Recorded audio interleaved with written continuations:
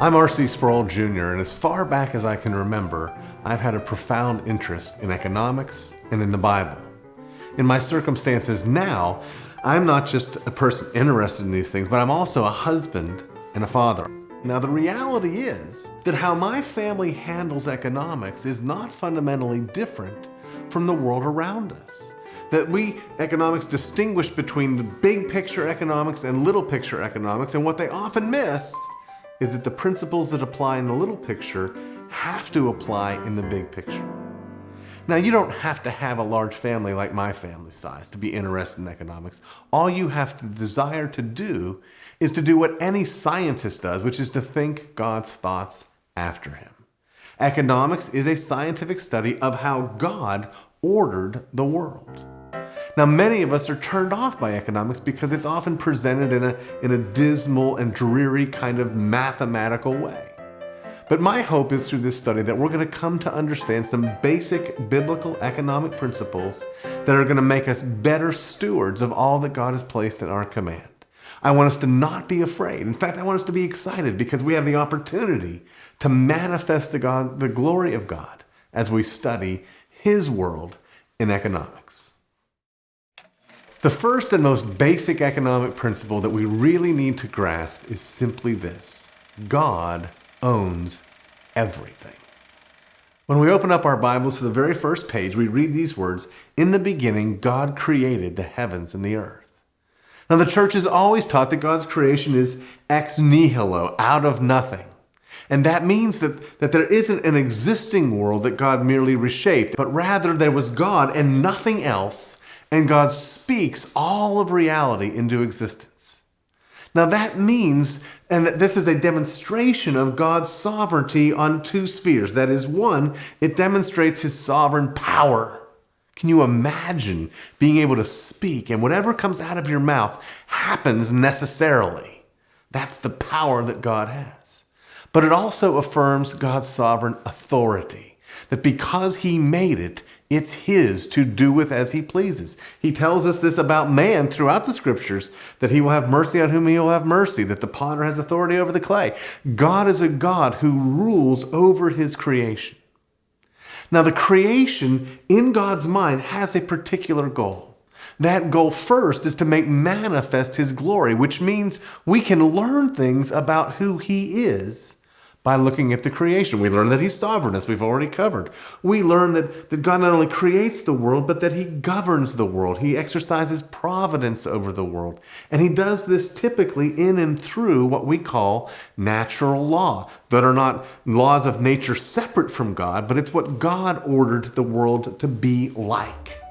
And a good and godly scientist, his goal is to think God's thoughts after Him, to discover how God has ordered the universe. So God is a God who creates, God is a God who orders, and God is a God who does these things with a purpose in mind, to manifest His glory, but also in His grace to bless man. Not only does God act with purpose, but He creates us to do the same thing. And those purposes include the reflection of His glory, even as He reflects His own glory and manifests that glory. And those purposes include our acting in our own self-interest, even as He acts in His self-interest. This is what we do when we're making choices. And if economics is anything, it's the study of the choices that we make and the mindset that's underneath it and the thinking processes that are going through it. So we need to understand that man is not a victim that's being bounced to and fro here. Karl Marx says that all economic decisions are the result of economic forces that are outside of our control. But the Bible says that man bears God's image, and therefore we act with purpose, we act with self-interest, we act rationally, we act reasonably, and when we're not in sin, we do it all under His sovereign authority and for His glory. Now hear how God speaks to Adam in the garden. Genesis 1:28 reads, "And God blessed them, and God said to them, Be fruitful and multiply, and fill the earth and subdue it, and have dominion over the fish of the sea, and over the birds of the heavens, and over every living thing that moves on the earth." In Genesis chapter 2, verse 15, we read, "The Lord God took the man and put him in the Garden of Eden to work it and keep it." When God puts us in the garden, we have to remember that it's His garden. Remember, that's the fundamental principle. God owns all things, which means that our economic activity is all happening in a context of stewardship. The steward is the one who, under the authority of the actual owner, manages the stuff that the owner owns for his good, for his glory, and that's what we do in the garden. We have to rule under God's authority. Now, again, we have to do this with wisdom, even before the fall. Because with wisdom, we have to make choices about the limitations that we're facing.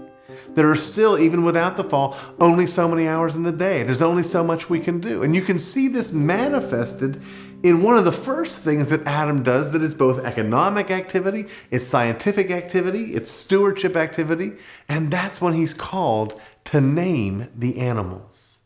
This is an act of taxonomy where Adam has to look at the creation, look at what God has made, and notice connections, notice similarities. This one has a backbone, that one has a backbone, that one has a backbone, this one has 4 feet, that one has feathers, this one lives in the water and on the ground. He has to take in, again, the order of God's creation and then impose order on the creation in the act of naming. This is a scientific enterprise. This is a dominion exercise. This is a stewardship exercise that's not ultimately that different from how we work in our labor today. We're making choices. We're trying to understand God's world. We're trying to order God's world, to name God's world, and that's how we rule over it. Adam not only has limitations in how he uses his time, there's limitations in terms of space. You can't plant a row of beans and in the same spot plant tomatoes. And not only can you not do that, but you can't plant the beans and dig a hole in the ground to mine some sort of precious metal that you might want to use for something. There's always economic choices going on in Adam's mind. I can do this, and there's opportunities lost. If I choose to do this, I can't do that. If I choose to do that, I can't do this. Whether it's time, whether it's space, all of these are going to be framed in the context of economic thinking, economic decisions, economic reasoning. We've been considering some of what God says in Genesis chapters 1 and chapter 2, but now it might be a good time for us to have a clear and specific definition of what economics is. At the end of the day, I would define economics this way. Economics is man making choices as to how to best use his limited resources in order to be a good steward before God. Now, to be a good steward, you not only have to use those limited resources, but you need to understand the principle of stewardship in terms of law, including economic law. Now, there are similarities between various and sundry scientific laws and economic laws. There are cause and effect that's going to happen. When you drop something, gravity is going to make it accelerate at 32 feet per second, assuming no resistance, etc. That's a scientific law. Force equals mass times acceleration. That's a scientific law. Well, economic laws are similar in that that certain decisions are going to bear certain fruits, but there's some complications because we're talking about human action, people making choices, and that can muddy the waters a little bit. What we're really talking with in economics is a more deductive approach where we're building our understanding out of some basic, unproven, but nevertheless necessary assumptions. It's sort of like geometry. When you study geometry, if you remember that, when you study geometry, you start with 3 basic principles.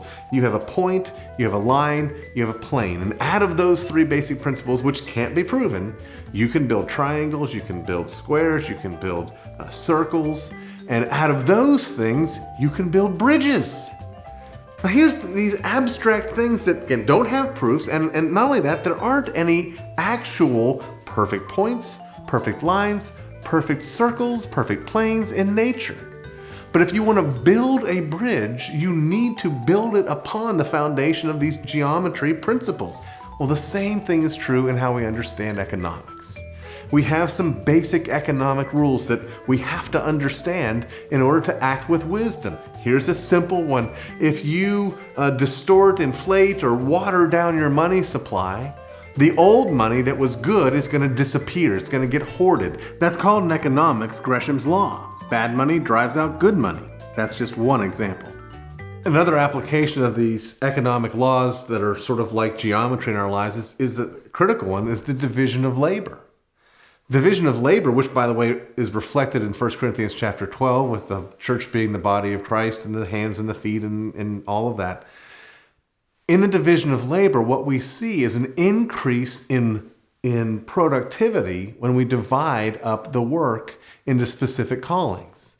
We can call the job at the end of the meal washing the dishes. And when, if you have a family the size of mine, that's a big job.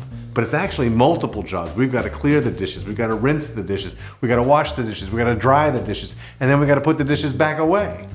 Well, if you have one person doing that job, it can be quite a big job. If you have multiple people doing the jobs, you can end up not only dividing in a nice, even way, but you can have a net gain of time. Now, if you're smart and if you have sufficient motivation, you might even bring into the equation something we'll talk about later, the importance of tools. So again, to be good stewards, we want to think God's thoughts after him and understand how he's ordered the economic world and act in light of those laws in order to make better use of the limited resources that he's put at our command.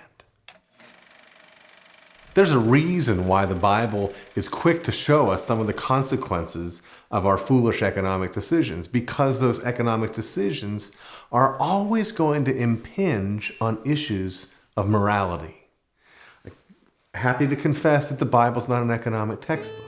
But because economics deals with human action, deals with the choices that we make, it's always going to touch on ethical issues. And where else are we going to go but to the Bible to find out how to make wise, God-honoring, ethical decisions, how to obey what God commands?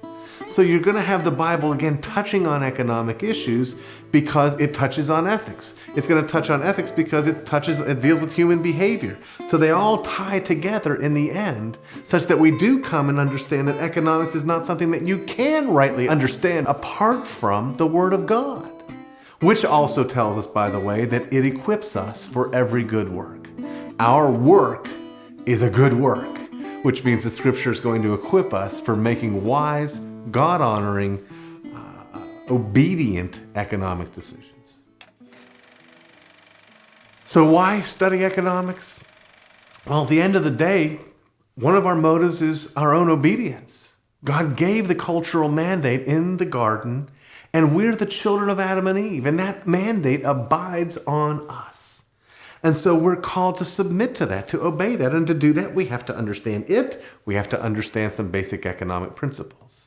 But that particular cultural mandate, beginning in Genesis 1 and 2, is more greatly revealed as the Scriptures come forth. And so we're not only going to understand it better, but we hope we're going to understand the Old Testament better. We hope we're going to understand the New Testament better. We hope we're going to understand our own place in the history of the world better in understanding these things. We also have this goal. It is a sincere desire of us that out of this study, all of us would come to a place of greater prosperity. But in the end, even that goal serves a higher goal. If you study economic history and the history of the spread of the gospel, what you'll find is that when God blesses and prospers the people, they in turn, in obedience to him, send out the message of the Lordship of Jesus Christ across the globe. That's what we want to see happen. We want to see other people prosper. We want to see the whole world prosper by coming to understand what God calls us to do. What we're doing then in understanding and studying these things is equipping ourselves for the fulfillment of the Great Commission itself.